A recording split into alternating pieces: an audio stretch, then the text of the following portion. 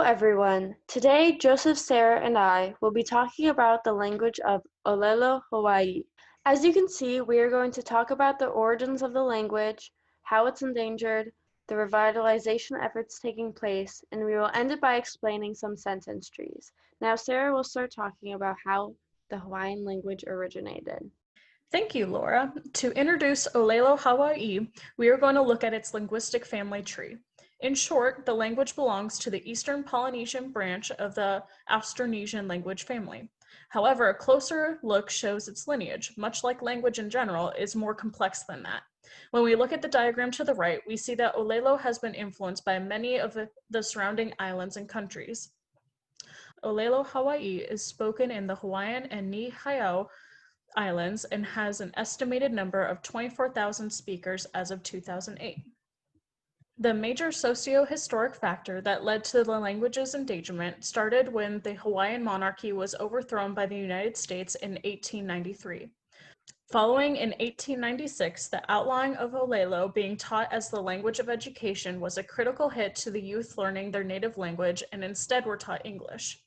Linguistic substitution of Olelo Hawaii in the English language occurred as authorities enforced English over Hawaiian, going so far as to arrest natives when heard speaking their mother tongue.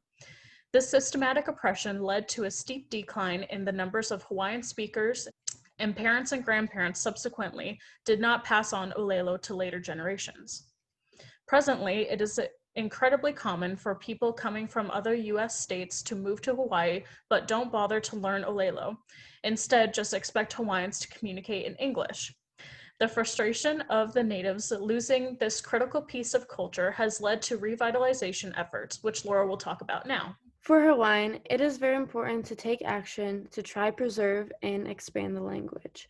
Thankfully, revitalization efforts have already started and they are continuing to happen to this day.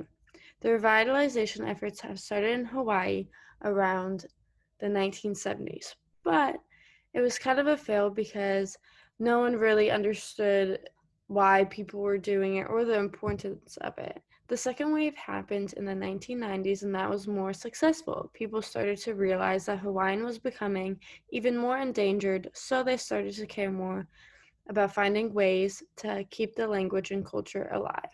One Hawaiian immersion program that we found is called Aha Punana Leo in Kula Keapuni. They created this program to bring more confidence to the native people of Hawaii. According to Papaikani Ke Anui, Native Hawaiians are among the lowest scoring minorities in the nation on standardized achievement tests. So another hope of the immersion program is to improve the educational status of the students that live in Hawaii.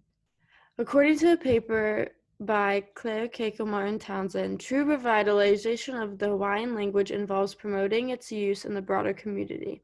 As I mentioned before, there aren't any Hawaiian revitalization programs in any other state, so our group would suggest that more high schools should implement the option of learning Hawaiian. On the next slide, I will continue to talk more in depth about the Hawaiian immersion program because other languages has used that structure because it's very effective. The Hawaiian immersion program structure is very important because it has paved the way to revitalize other languages. Cummings created the immersion model from conducting research about learning languages in 1990. He then proposed a couple of rules for that model. First one is the need to include native language and culture.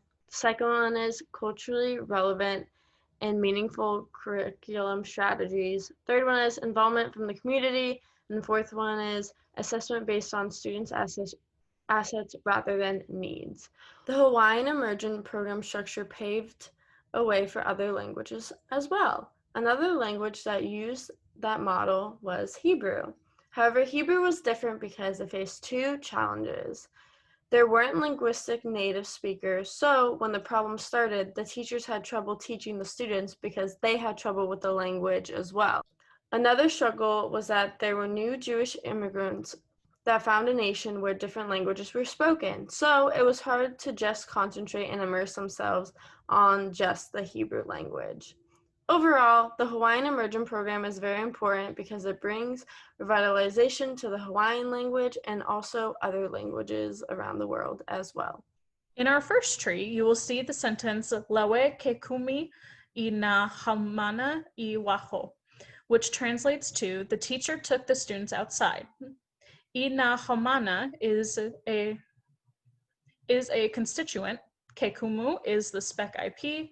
The verb lawe moves from the V0 position to I0 to C0. The PP adjunct, iwaho, proves the X-bar theory. Joseph will now go through our next tree. Our second example sentence is an interrogative sentence taken from the 1864 Grammar of Hawaiian by Alexander. The sentence is Ualilo kapalapa iawai, which translates to who has the book passed to. In this sentence, we can see the V to I to C movement that is shared with sentences that have a declarative force in Hawaiian. The subject is kapalapala, which is the book. The book is being passed to whom? In this sentence, we can also see an interesting feature of Hawaiian that the determiner phrase can have two determiners. In this case, we have chosen to analyze iawai as y being the head and ia modifying the head in a determiner phrase, since ia is selects for the third person singular, which describes y, the who in the sentence. In conclusion, our group hopes that any time you visit a new place, you respect and take time to learn their culture and language.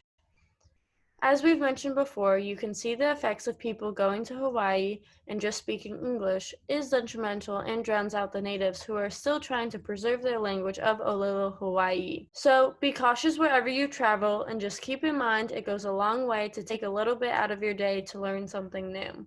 Thank you.